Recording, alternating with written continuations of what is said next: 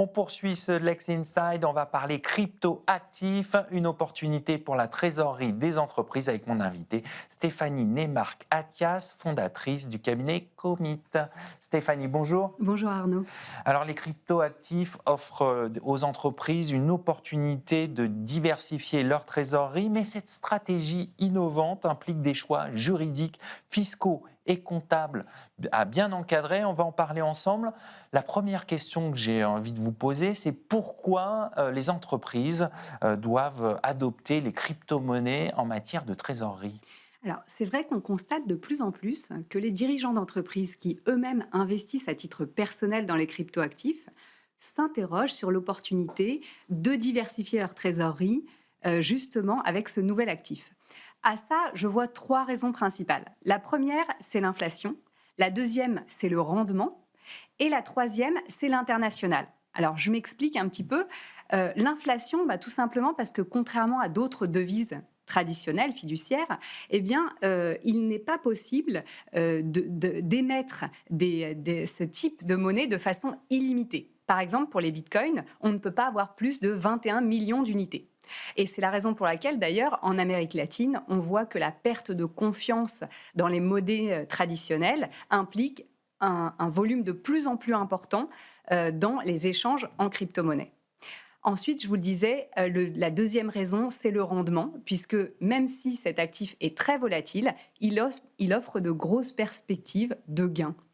Et donc, on peut vendre au bon moment et on peut aussi gagner de l'argent en faisant de la finance décentralisée, tout simplement en bloquant une certaine quantité de crypto pour avoir du rendement également.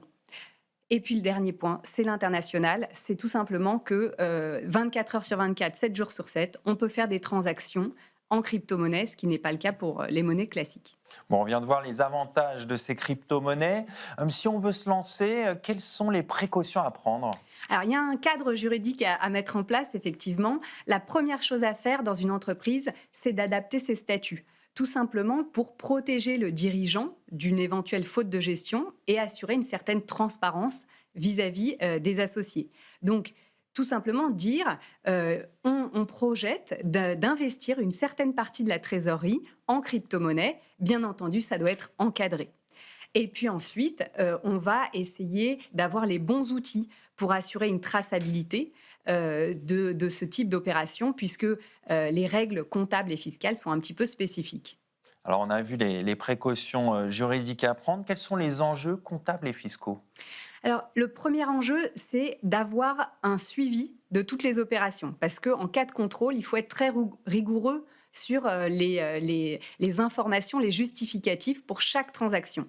Ça veut dire quoi concrètement? Concrètement, ça veut dire qu'il faut savoir la date de chaque opération, le montant de cette opération en crypto-monnaie, mais aussi la contre-valeur en euros.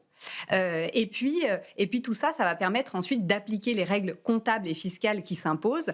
Pour vous donner un petit exemple, les règles fiscales ne sont pas du tout les mêmes quand on est un particulier et une société. Quand on est un particulier, on échange de la crypto contre de la crypto et c'est complètement neutre fiscalement.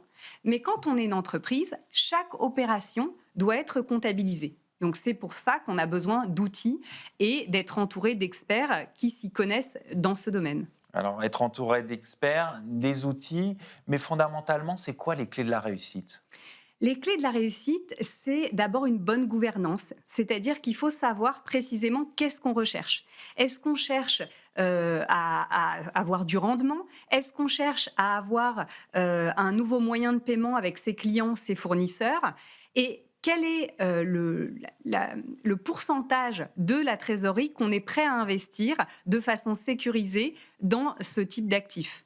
Donc, ça, c'est vraiment les clés. Et quand je vous disais tout à l'heure, il faut être bien entouré, c'est aussi parce que la loi évolue très, très vite en la matière et qu'il faut faire une veille active de toutes les évolutions comptables, fiscales, réglementaires, parce que c'est comme ça réellement qu'on sécurise et qu'on optimise ce type de placement. Alors, vous évoquez le cadre juridique. Est-ce qu'il est très contraignant aujourd'hui ou on peut quand même faire un certain nombre d'opérations en crypto-monnaie? Il n'est pas très contraignant. Il y a des petites astuces. Par exemple, il faut absolument créer des comptes distincts. Celui du dirigeant n'est pas le même que celui de la société. Alors, c'est évident dans l'environnement bancaire, mais c'est exactement pareil sur des plateformes décentralisées. Donc, il faut s'assurer de sécuriser ce cadre, mais il n'y a pas de complexité réelle.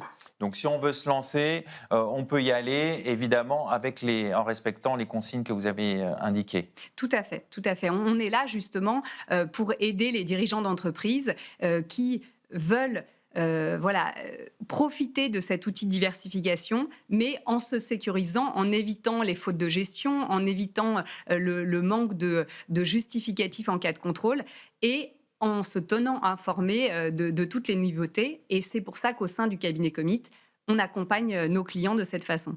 Alors justement, vous évoquez l'accompagnement que vous faites auprès des entreprises. Quelles sont leurs principales préoccupations, les freins peut-être ?